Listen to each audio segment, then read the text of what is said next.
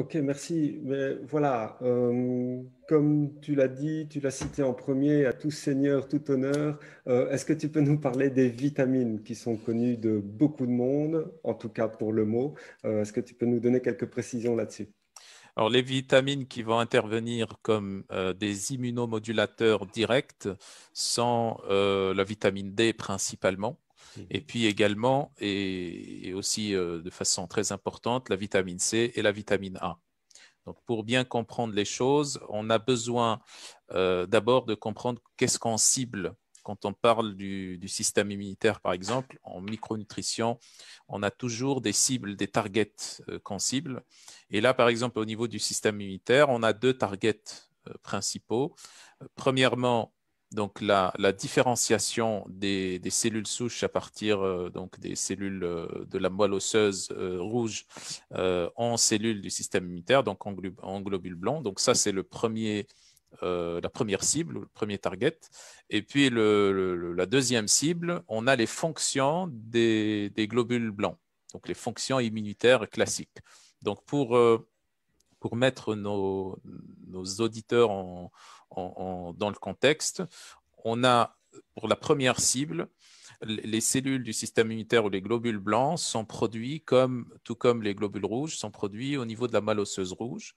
Et la moelle osseuse rouge, on la retrouve au niveau des os lents, comme l'humérus, le fémur, le tibia, etc. Et au centre donc de ces os lents, on va retrouver la moelle osseuse rouge. Et cette moelle osseuse a comme fonction, entre autres, donc, de produire donc, les cellules sanguines, entre autres les cellules du système immunitaire ou les globules blancs.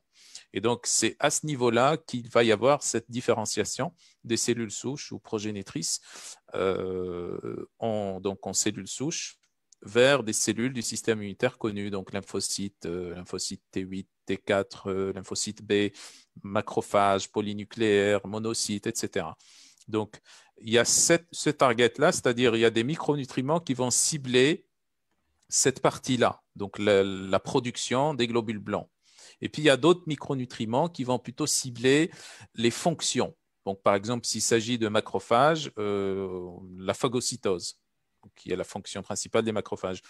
S'il s'agit, par exemple, de cellules lymphocytes T8, c'est plutôt l'activité cytotoxique. S'il s'agit de lymphocyte B, c'est plutôt la synthèse des anticorps. Si c'est lymphocyte T4, c'est plutôt l'activité de coordination entre toutes ces cellules du système immunitaire.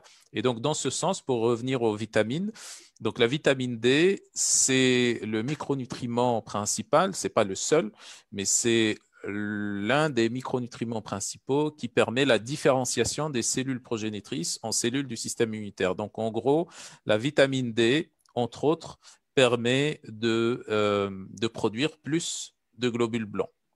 Donc, ça permet de produire les cellules du système immunitaire, tout simplement. Et puis, on a la vitamine C et la vitamine A qui vont intervenir plutôt sur les fonctions de ces globules blancs. Donc, s'il s'agit par exemple de phagocytose pour les macrophages ou d'activité cytotoxique pour les cellules T8, les lymphocytes T8, ça sera plutôt la vitamine C avec d'autres oligoéléments qu'on verra juste après. Donc, ça sera plutôt la vitamine C qui va favoriser ces fonctions. S'il s'agit par exemple de la fonction des cellules ou des lymphocytes T4, qui vont avoir une fonction de coordination et de détection des antigènes des microbes pathogènes qui ont causé l'infection. Donc, ça sera plutôt la vitamine A. Et puis également, il y aura aussi les lymphocytes B qui vont fabriquer aussi les anticorps. Et là, c'est plutôt la vitamine A qui va stimuler cette production d'anticorps. Donc, pour résumer, pour ces trois vitamines immunomodulatrices, on a la vitamine D qui va aider à la synthèse et à la conversion des cellules souches en cellules du système immunitaire. Et puis, il y a la vitamine C et la vitamine A qui vont aider aux fonctions de ces globules blanches. Et donc, après, on a tout un tas d'autres micronutriments comme des oligoéléments, etc., qui viennent aussi se greffer à ce processus.